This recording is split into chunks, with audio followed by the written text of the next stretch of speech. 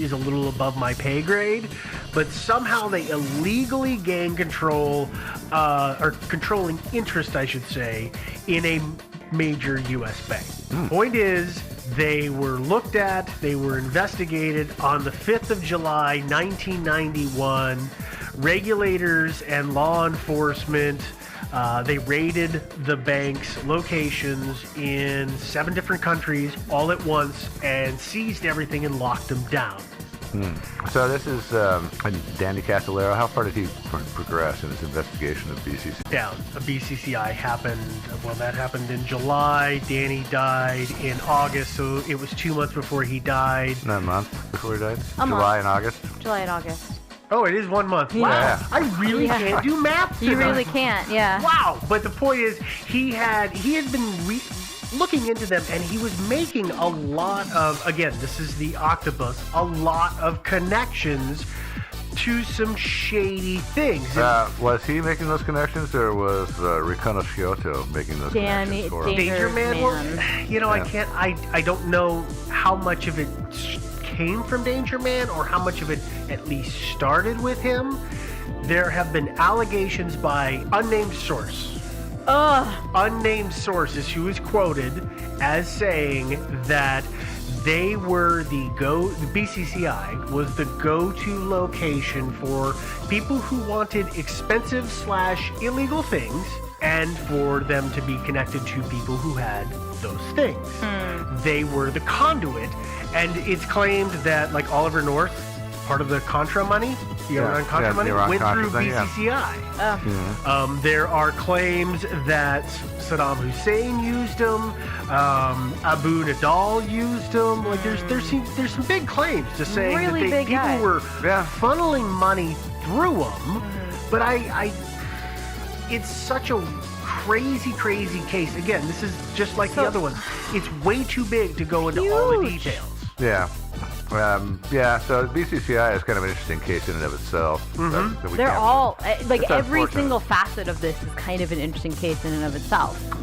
Which is frustrating. But in a way, it's funny is that the bank, at least on the outside, looks like the most boring aspect of it. Because who cares? It's a bank that did some bad things and they got busted, except that when you get and look at it from the perspective of, well, we're investigating the octopus, it could be that they were instrumental in setting up, they were instrumental in its spread, in greasing the right palms for them to be able to do the things they did, to then find the clients on one or both end to get the money traced. Like, there's suddenly all these avenues that open up that this dirty bank could have been involved with, and it all could have been thanks to The octopus? the octopus. But here's the reason I don't believe any of that. Is that the octopus could easily prevented the bank being investigated and shut down if they had that kind of power. So that's unless the bank had ceased to be useful. In one way or the other. Either there was something wrong, because, like, one of the two founders of the bank, he ran and then subsequently killed himself when everything got shut down. I get the feeling that he may have been a bit, what's the word I'm looking for? Not a loose cannon, but he was a little... Unbalanced? A little unbalanced. He was a bit of a trouble. You know, like, this guy could be a problem, so we should probably do this. He was in the found another way zone. to do it all. They may have found a way to do it all under the radar, so they didn't need it anymore. Like, you got to be careful in saying, well, you know, with these things, because there's a whole host of ways that could have gone. It's also hard as soon as you start being able to say, like, well, this public thing happened and it was connected to this bank, and then this public thing happened, it was connected to this bank. As soon as those coincidences start coming into play, I think that any smart shadow organization is going to say, all right, shut it down. We can't do that anymore. No, we can't do that anymore. That's true, but when they shut it down and seized their assets, what were their assets?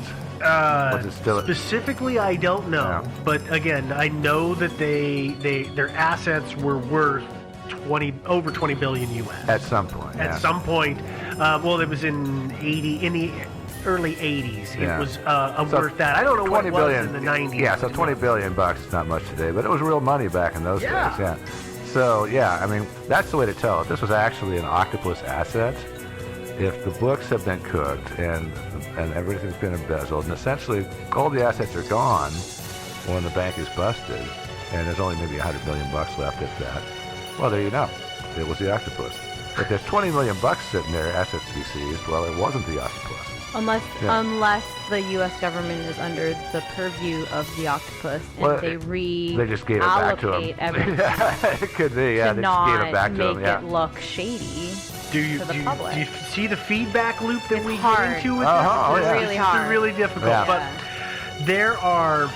there's so many other things I want to talk about right now. There are a bunch more of things that are in Casallero's notes of connections that he's made.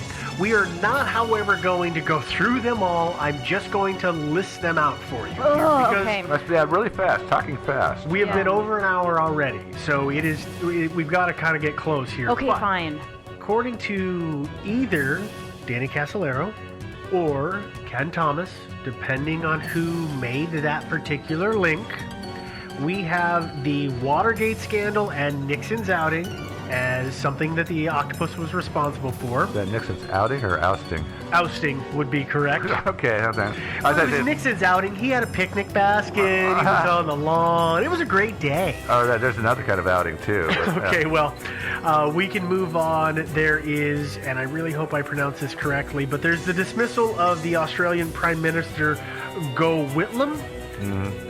We have potentially, according to this, maybe the revolution in Iran that outed the Shah in 79. Ousted. You know what? The Shah went out. Yeah, he went out for a night on the town, Joe. Yeah, he did sort of. Okay, his ousting. There is the murder of Chilean President Salvador Allende, the assassination of U.S. President Kennedy. There's all kinds of purported shenanigans on the Papago Indian Reservation, anywhere from CIA drug smuggling to gold and platinum smuggling to a lot of weird stuff. But then the list starts to get even crazier because then we get Area 51, we have the Human Genome Project, and we have the death of Princess Diana. One of my favorites. I didn't know when we did that episode. Yeah, if only we had known, we might have solved it. But this is how you know that the octopus is real, because they've actually, put up a bunch of web pages, and they keep grabbing all these accusations and tacking on loonier and loonier and loonier things. And so it's got to be the octopus. Well, or it could be just random D-bags on the internet, I suppose. Those are the two options. Yeah. I do have to say that in any good conspiracy theory, if you've got a secret cabal that is in operation, you have to have a bunch of people who die under mysterious circumstances. Are there a lot? And Danny can't be the only one, and indeed there are a good number that are pointed to. Okay, let's do it. Okay. Yeah. We have a journalist by the name of Anson Ng.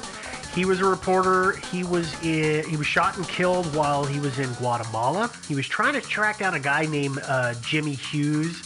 Jimmy Hughes was actually connected to the Cabazon Indian Reservation. He was shot in the chest. It was ruled a suicide. Sure. Yeah, probably not the first choice for suicidal people, but Guy named Jonathan Moyle. He was an editor for Defense Helicopter World, which was a magazine. He was found hanging in a wardrobe in his hotel room with a pillowcase over his head in March of 1990. Initially, the death was ruled a suicide, even though there was blood on his bed and a needle mark in his leg. 8 years later, it was ruled a murder. Great. We have Alan Standorf. Standorf's job was to oversee security measures at Vint Hill, which is described as a listening post. It would monitor radio communications.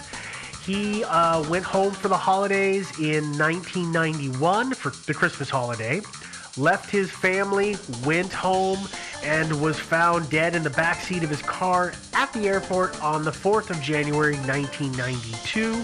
He died from blunt force trauma to the back of his head. That was ruled a suicide, right? I believe it was ruled a suicide, or they just had no leads on it. I feel like you're just which one. listing our next 20 episodes. Well, I don't have 20 people, thankfully. We have Larry Guerin. Larry was a private investigator who worked for Danger Man and was killed in 1987 while he was investigating the Inslaw case. What's according to Danger Man himself, I assume? Well, no, I believe that it is known, because he was a PI, it was known that he was looking into the Inslaw case, but his death, we don't really know what the deal was. We have another guy by the name of Paul Wiltshire.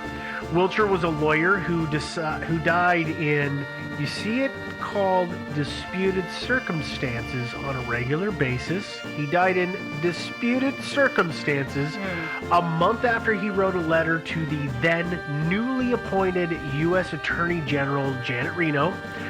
He was saying that the CIA was killing people to cover up its mind control experiments. HARP. And that Waco was the incident that happened in Waco, Texas, was one of those events. The point here is he wrote this letter and he said Waco was a cover-up.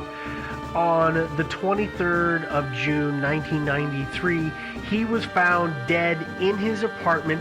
He was tied in a fetal position. And by the way, he also had, as a lawyer, represented Danger Man, as well as another guy who was a pilot who said that he had flown George H.W. Bush to his meeting for setting up the October surprise. Okay. Last guy on the list is Ian Spiro. Spiro, possibly, I don't see any exact stuff on this, but he had worked for both the CIA and the British intelligence, and he's alleged to have worked on or with the campaign for October Surprise and the Iran-Contra affair. And the Lebanon hostage crisis. He also talked to Danger Man, so he has a lot of connections. Well, his wife, his son, and his daughters were found shot to death on the 5th of October in 1992. 4 days later, he was found dead behind the wheel of his SUV. He died of cyanide poisoning. Yeah, that's not suspicious at all. Mm-hmm. No, it's obvious murder-suicide. Okay, so, No. Yeah. ladies and gentlemen, that is the story of Danny Casolaro And the octopus. and the octopus, and a bunch of the pieces that are claimed to have linked The octopus. the octopus Which, to the death of Danny. I'm not quite seeing all the connections there. So we have two simple theories, and our theories are only focused on Casolaro. We're And his not going death. to go into the octopus because that I think we've done enough of. We're going to just talk about the two theories, which is either A, he did kill himself, or B, he did not, which means somebody else did. Right. Yeah. Well, the first thing that people will turn to in the theory that he killed himself, that he committed suicide, is that he had money problems. And he wasn't doing that great financially. Like I said before, he sold his interest in the magazine pretty early and could have gotten a lot more money had he waited longer. Yeah, he might have been a little depressed about that, huh? Possibly. He also, in other words, he was not really making any money off of that book. But then again, his family had money, so he could have probably got some help from his family. Well, the thing about it is you don't know how often he's gone to his family for help in the past. True. He might just really not relish the idea of going back yet again. I never want to ask my family for money. No, who does? No. No.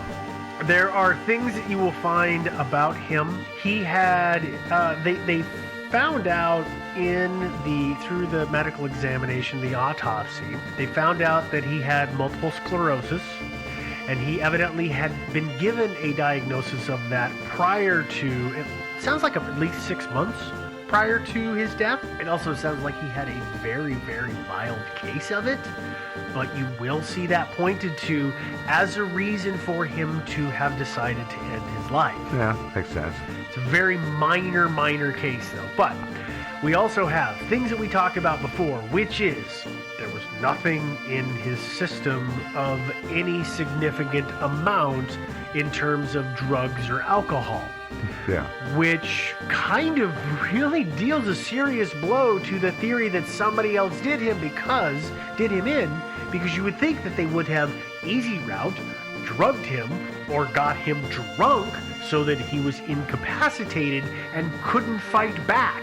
Yeah, because that's the whole thing, is there's no marks on his body, no signs of a struggle. Well, of course, if there had been a struggle, they could have straightened things up, I suppose, before they left. And then it's hard also, with the plastic bags, if you think, they kind of strangled him almost. I don't know how extensive the autopsies were, and if you were just strangled him till he passed out and then cut his wrists and then left. Sure, there's no sign of the struggle. Ligature mark. You would think You would that. think so, huh? Yeah, but I don't know. He would have struggled back. He would have fought back. The plastic bag over the head, for example, I'll buy that, but there's going to be bruises. There's going to be marks from where somebody gripped his arms and to hold him down so that they could hold the bag on his head. Yeah, that's true. Yeah. Here's the other problem, and this is one of the things that is a major, major mark against the fact that he was killed by somebody else, and that is the investigation that was done and into the scene in the bathroom. A pathologist, I think it was, I want to say it's a pathologist. This guy's name I can never remember, and I've had a hard time finding his stuff, but basically they gave all this information to a crime scene investigator and said, look at the blood spray. Look at where everything is. And this guy went through and he said, oh yeah, it's pretty obvious that nobody else was there because there was no void.